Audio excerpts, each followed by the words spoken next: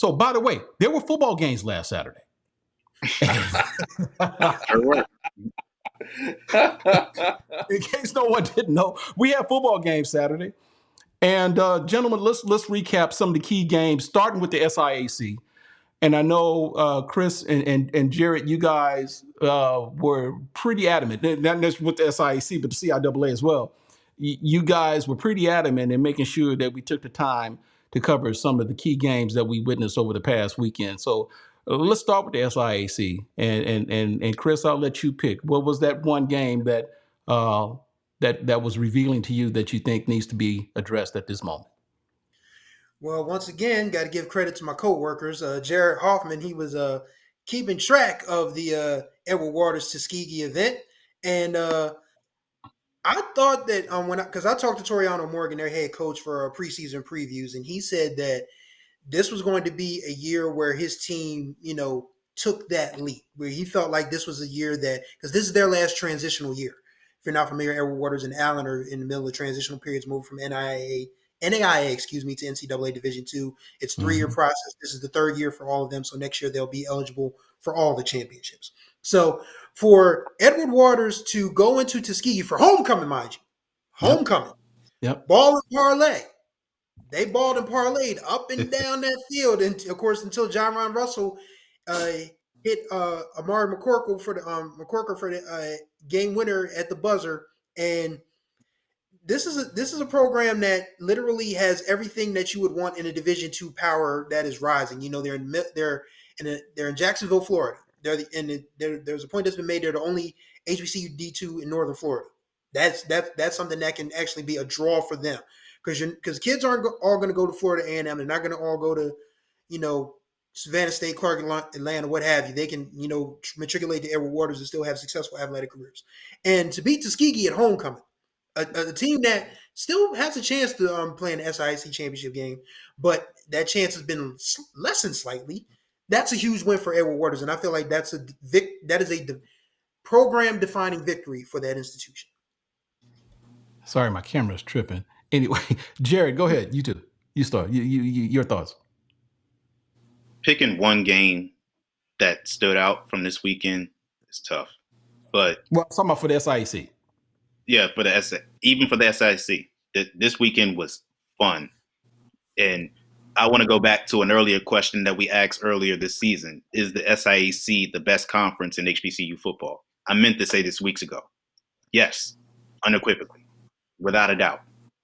I'm trying to go to all of my SAT words to figure out words to describe it. But yes, it is the most fun conference to watch. I mean, one thing we didn't talk about with that Edward Waters game, down the stretch, it was like captivating. And Tuskegee's down 2 scores. They scored 2 touchdowns. They take the lead with 20 seconds to go. And then Edward Waters gets the water back. They drive down the field. They go for a Hail Mary. It's incomplete, but it's in his hands. And I'm like, there's no way that they get this on a second try. They go under center, gets the second try at a Hail Mary, and he catches it for the win. And to like we say, to go into Tuskegee, who has been a power in the SIAC for years, even though they had an off season 2021, Tuskegee, that is not a win to scoff at. That is an amazing win to go in there for their homecoming. And Chris called them the new kids on the block. It was also Allen who had Albany State on their homecoming, which somebody said in the comments, I think it was Edwin, he was like, HBCU homecoming's a curse. Because Allen went in there and they just upended out Albany State's homecoming. And if they were postseason eligible, they would make this race so interesting. Like Miles won, Fort Valley State got knocked from the unbeatens. So there are 6 teams right now who are tied for second place. Well, not tied. It's 5 teams that are tied for third place. Fort Valley State technically still has second place. They're 5-1. The rest of the teams are 4-1, 1 in conference. But the SIAC is so fun. I can't wait for this weekend. I'm waiting to see more action out of them. I think not Fort Valley State, Allen plays Miles this weekend, and I don't think it's too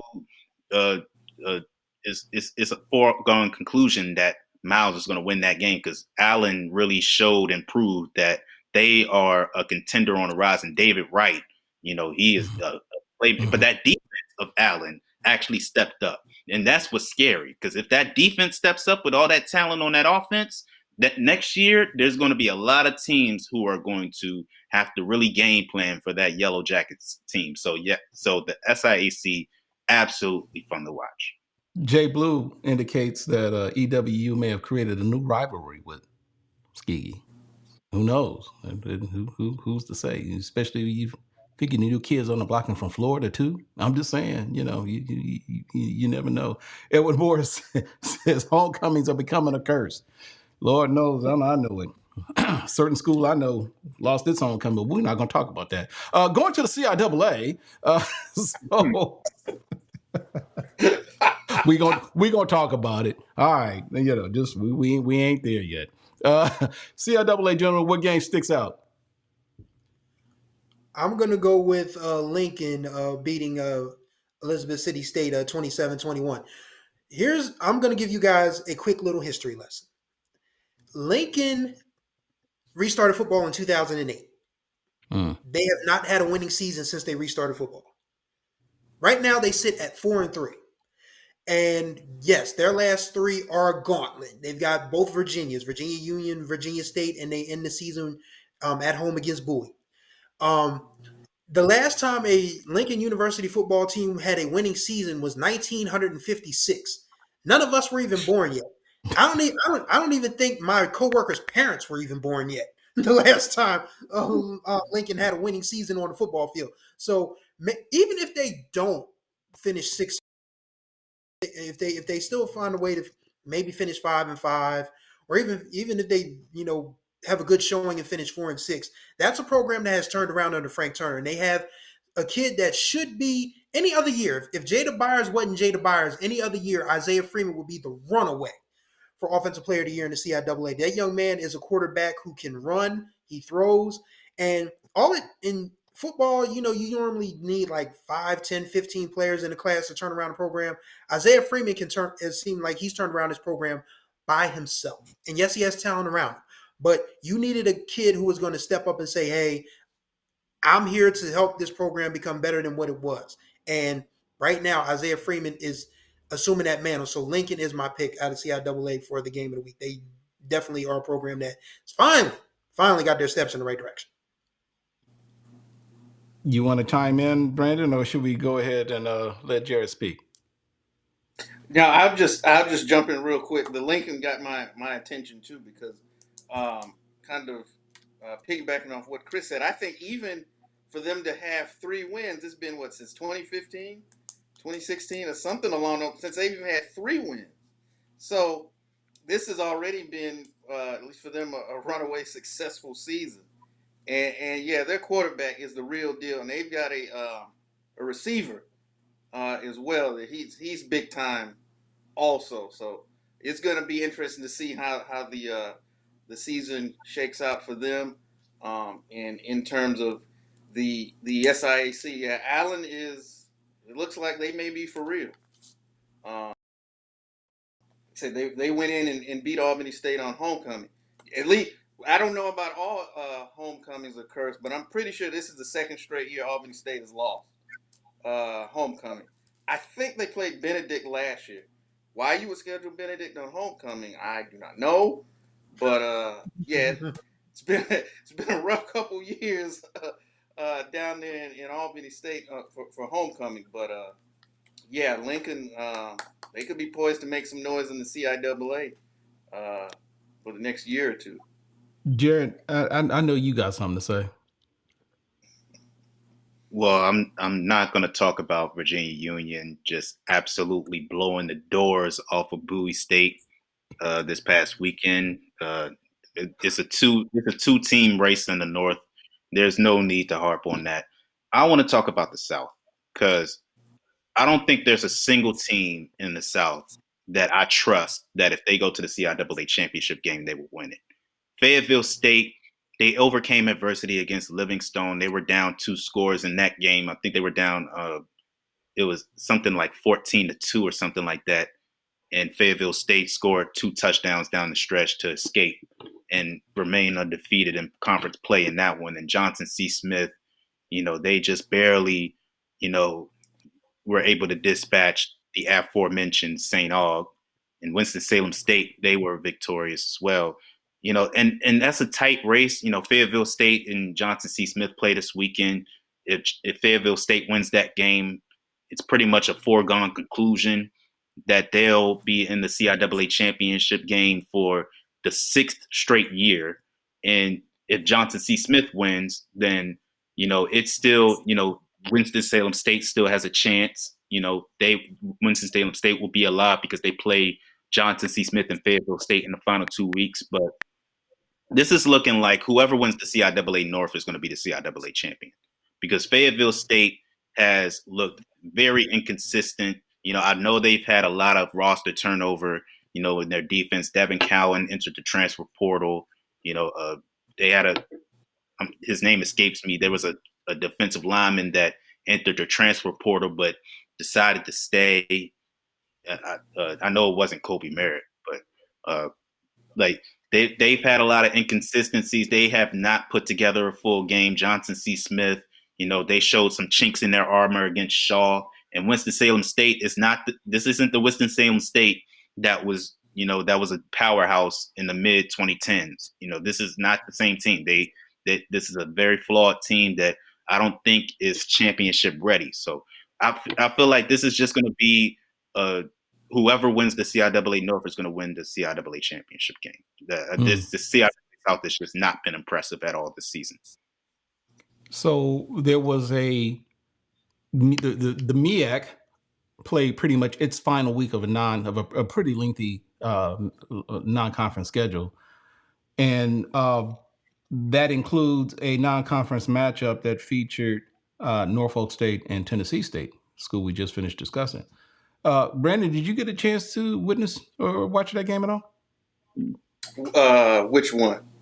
Tennessee State and Norfolk. Yes, I was at the game. Yeah. So what are your thoughts on that? And we'll get to the Norfolk.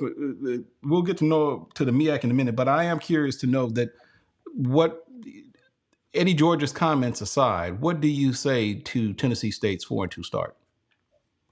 I'll say what's been the most pleasantly surprising is their play on the defensive side of the ball. Outside of the Notre Dame game, that's it's what it was. They have given up 96 points over the subsequent 5 games. You're scoring at home, that's averaging 19.2 points per game. I believe they are the 3rd ranked defense in the Big South OVC. They're averaging somewhere around 25. They're allowing 25.3 points per game.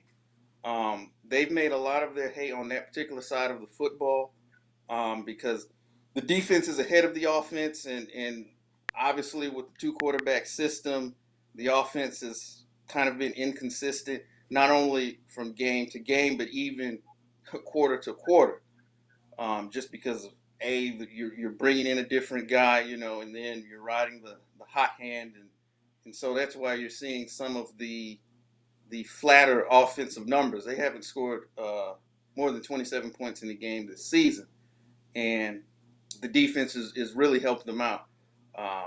So that's the thing that I would say they could hang their hat on. They're starting to run the football a little better. They ran the ball fairly well this past week. They had 3 guys rush for at least 50 yards, and they ran the ball 42 times. So that's what they look to do. It's really an old school approach. We're going to play good defense. We're going to run the football. And then in terms of, at least as it stands now, from a quarterback perspective, don't do too much. Try to play as mistake-free football as possible, and don't lose us the game.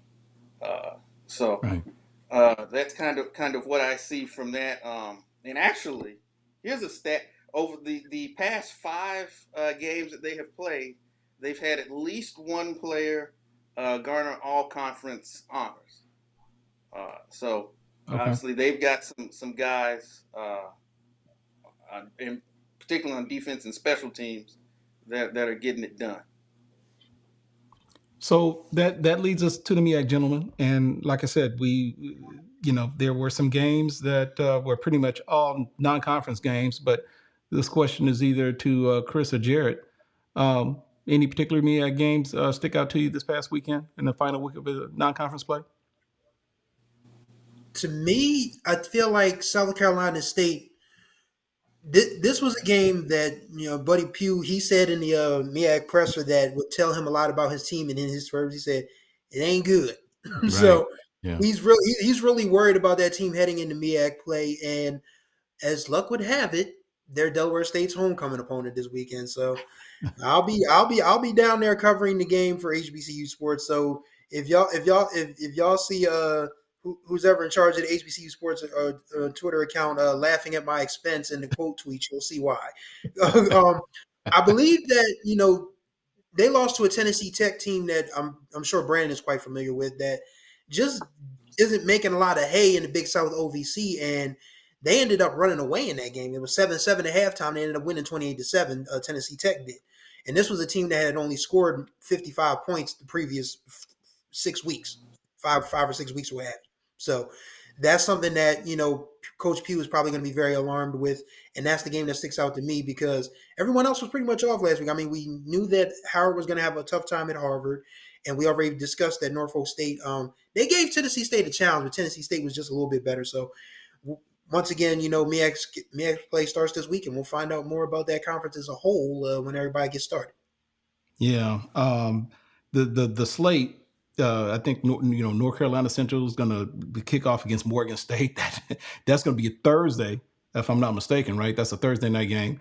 South Carolina State, like you said, Chris, will be at Delaware State, and then Norfolk State and Howard. So that's actually a pretty interesting first, I guess, week one of a conference opener with. I don't know, that Thursday night matchup, North Carolina Central and Morgan State. I don't know. There's a part of me that wonders. Well, let me ask you this, Jarrett. Do you see Morgan State turning things around to be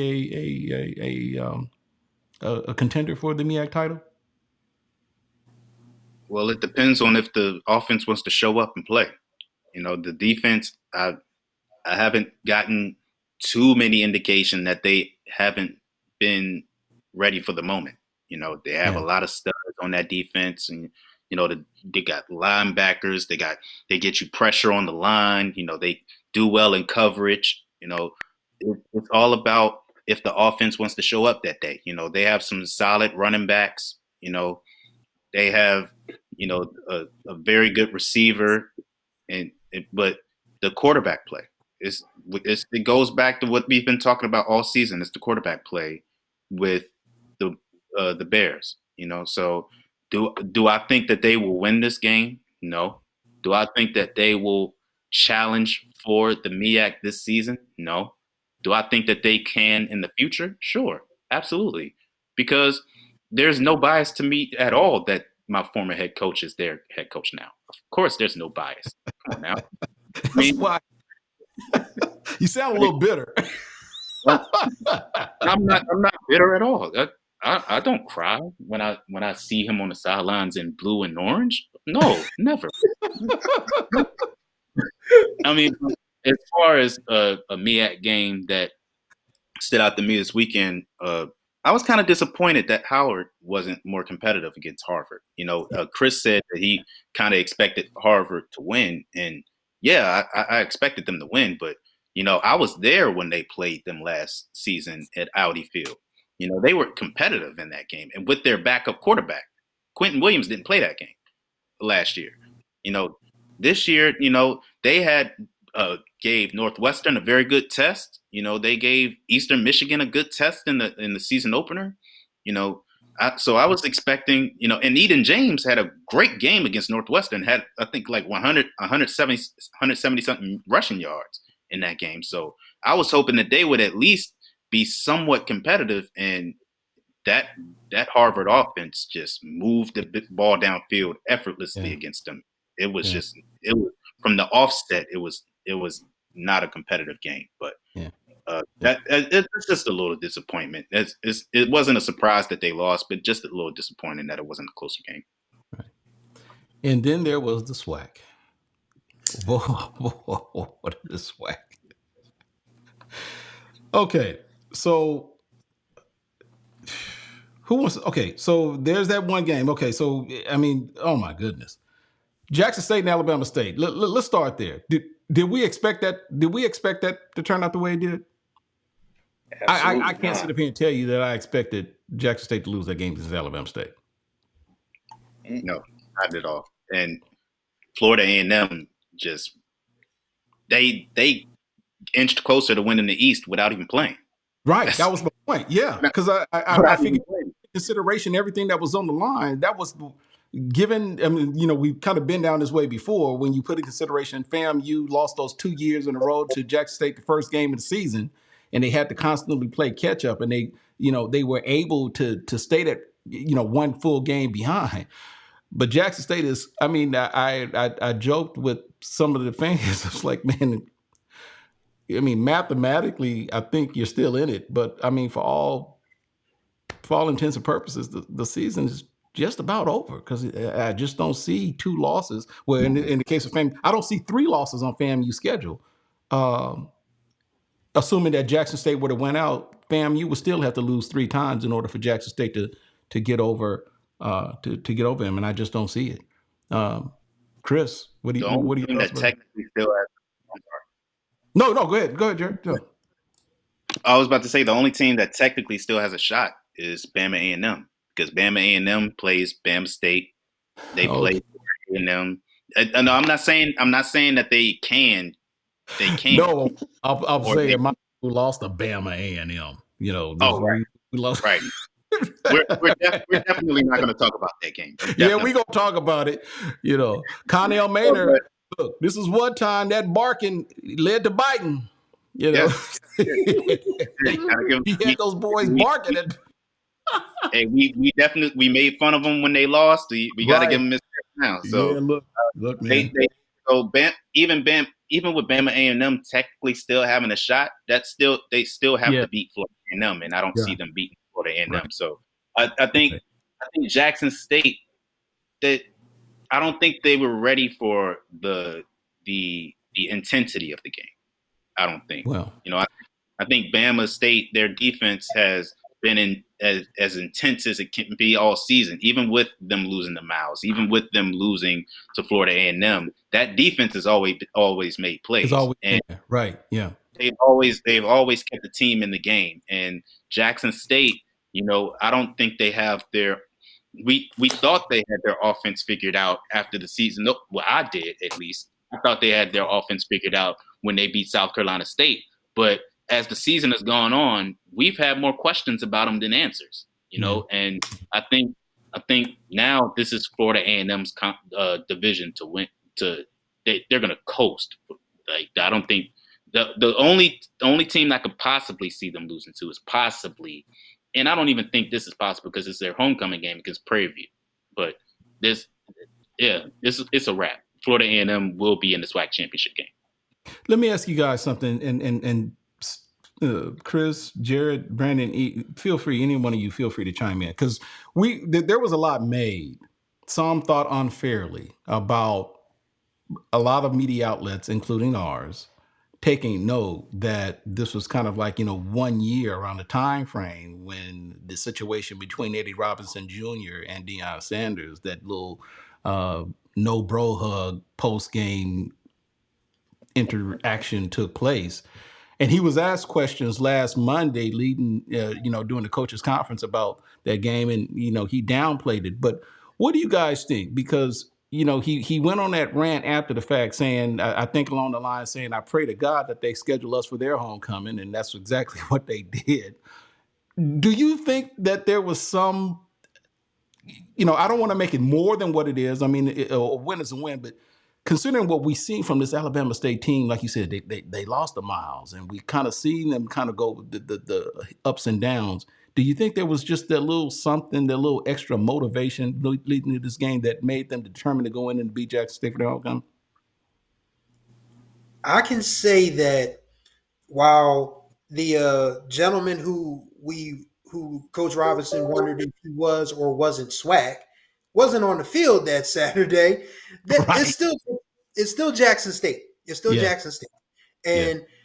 and and the fact that Jackson State absolutely, had Alabama State in the shout out my guy, the $1 Million Man, Ted DiBiase, the $1 Million Dream for their own homecoming last year. It was good for Alabama State psyche to go in there and get some get back. Now, what that means for, it doesn't mean anything for the SWAC East race, as Jarrett said, because even if Florida A&M loses twice, Jackson State still loses that tiebreaker. So Jackson State can forget about that SWAC East for this year. Right now, it just feels like that was a win for Alabama State's confidence. I mean, they aren't going to beat. I mean, they already lost to Florida A&M. I still don't know if they can beat Alabama A&M. So, we're just talking about a win that's probably just going to be helpful for that team for 2024 because it ultimately doesn't mean anything for 2023. Yeah. That true, as the kids say, facts on that.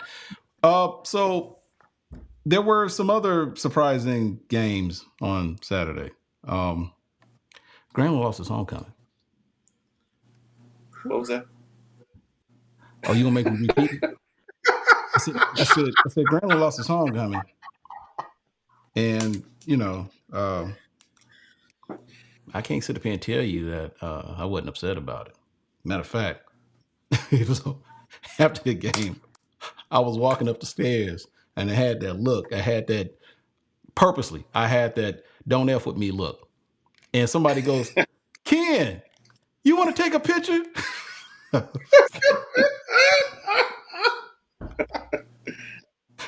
it was a group of them. I was like, Oh, you gotta love HBCU fans, don't you? look, yeah, come on, take a picture with us. And I'm just like, God damn, I don't want to take no picture. No. I said no.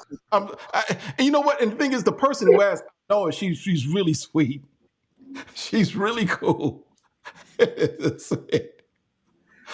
said, no, ma'am.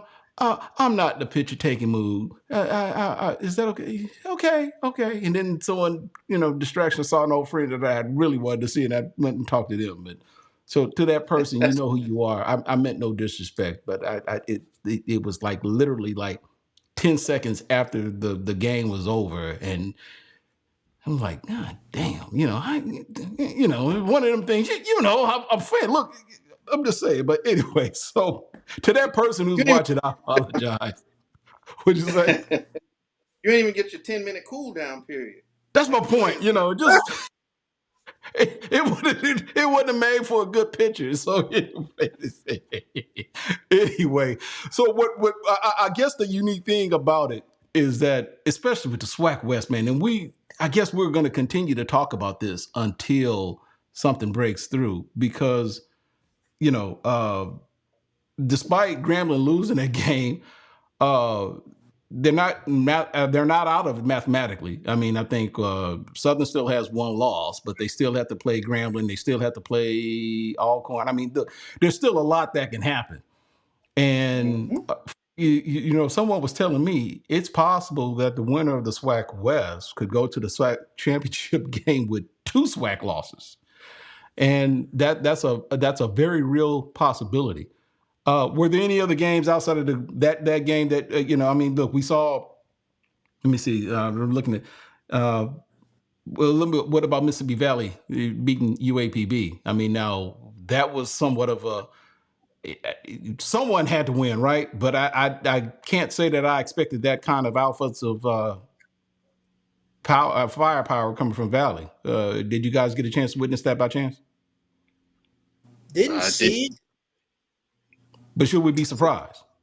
Didn't see it, but I was definitely surprised because I thought that Pine Bluff, played very well at the start of the season. I honestly thought that was going to be the other way around, and I thought Pine Bluff was going to make another homecoming miserable for somebody, but the spirit of Satellite Willie Totten and Jerry Lee Rice was with the Delta Devils that Saturday, and it worked out well for them. So now we can put to rest that there was no Division I HBCU that didn't have a win this season, because now every HBCU Division I has won a game. So praises be.